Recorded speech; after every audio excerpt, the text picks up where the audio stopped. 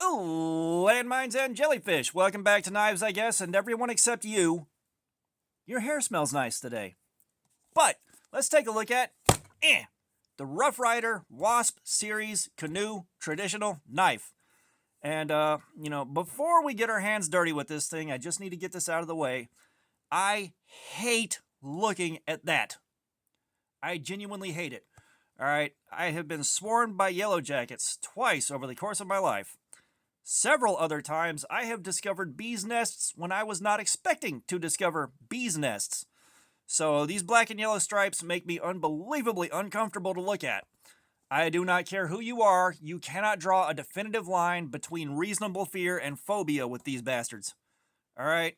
The phobia is a reasonable fear.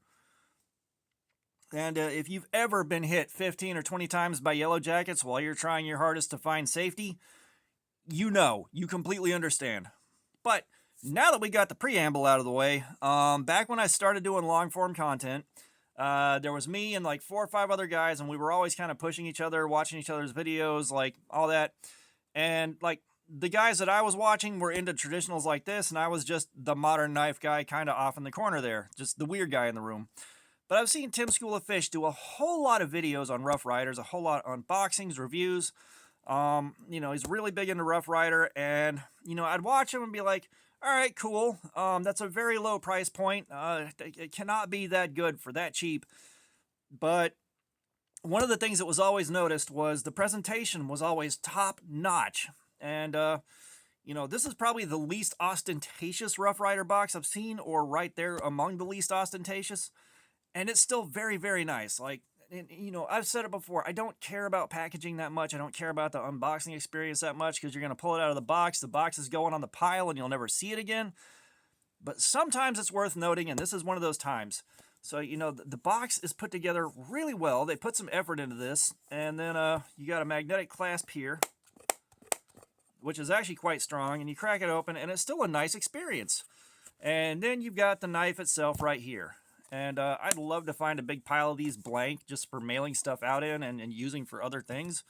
But, this thing retails for $16.99. But I was at Blade Show, and the guys I was with were at a booth next door to Smoky Mountain Knife Works, and I saw just a table slam full of these things for $10 a pop.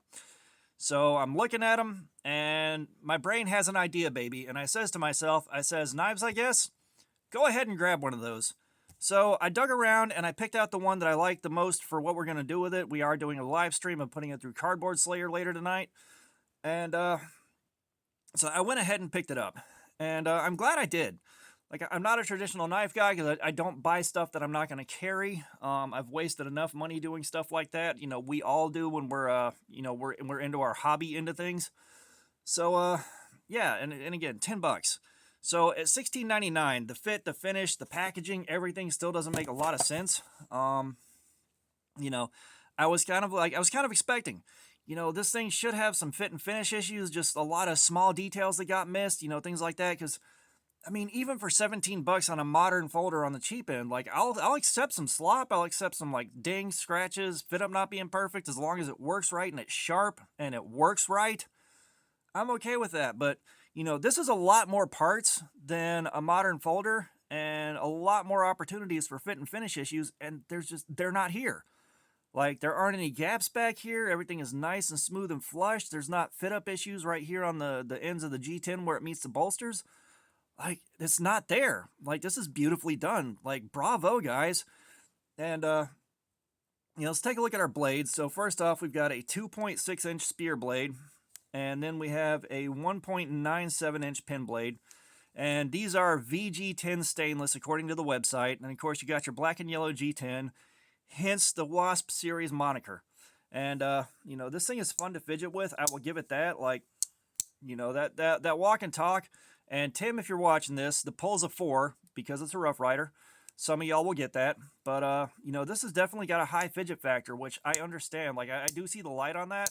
And if I sat here and played with this as much as I wanted to, my wife would beat me to death with a sock full of 9-volt batteries in my sleep. But I do like fidgeting with this thing. Just opening and closing it feels really good, especially that half stop. You push past the half stop, and it brings itself shut. So this is a very cool thing. Like, it's a very cool knife, and if you're into traditionals and you haven't found Rough Rider yet, if this is indicative of the brand as a whole, which I think it is, yeah, you should definitely get into them. You know, this is definitely like fantastic value. I am definitely very impressed, and I'm gonna have fun with this thing this afternoon. But you know, the edge is plenty sharp. I'm on like my 9th take of doing this, but let's take a look at the edge and see how she do. So yeah, like you got a very nice, well done sharpened edge on this thing. Like they did great on the factory edge, which is again where I complain about more expensive knives having a subpar factory edge. This is why. You know, for $17 you can get a just scary sharp factory edge, which you know, I wholeheartedly approve of. Like, it's just buttery smooth. You know, it might not be the sharpest factory edge I've gotten, but it's up there. And you know, this is gonna be fun later tonight.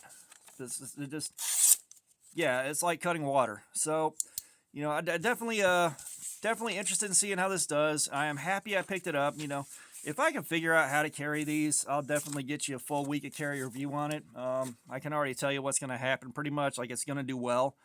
You know, it's sharp. Everything's put together well. Like, it's just my issue is the convenience and the quality of life with something, you know, in my pocket under a big old wad of keys and a couple other things, having to fish this thing out while I'm on the fly trying to take care of like 3 or 4 things at once. That's part of it.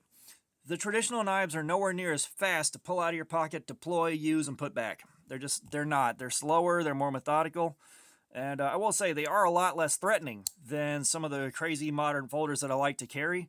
They are a little bit more subdued, but, you know, it's not me. However, I am thinking whenever I get back to Blade Show on Sunday, I may grab a couple more of these to figure out something to do with them. Because they're $10 a pop, and I got a few bucks left to stop by a couple of booths and see what I can grab. But yeah, I just wanted to give you a first look at this thing before we did Cardboard Slayer on it and flogged the hell out of it. I really want to see what happens there, and you know, let me wipe this off real quick.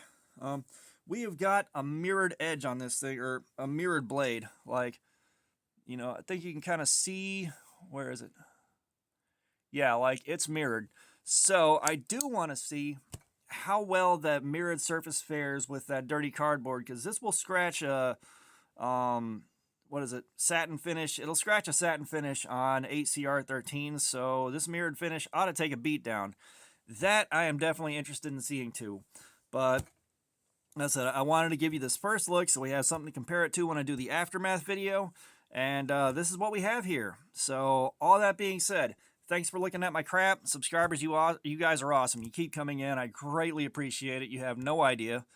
Thank you so much for your time. Comments, I love some feedback. Let me know what you think about this thing. I know a bunch of you guys do have Rough Riders. Share your experience with them or anything else you want. And all that being said, y'all have a nice day.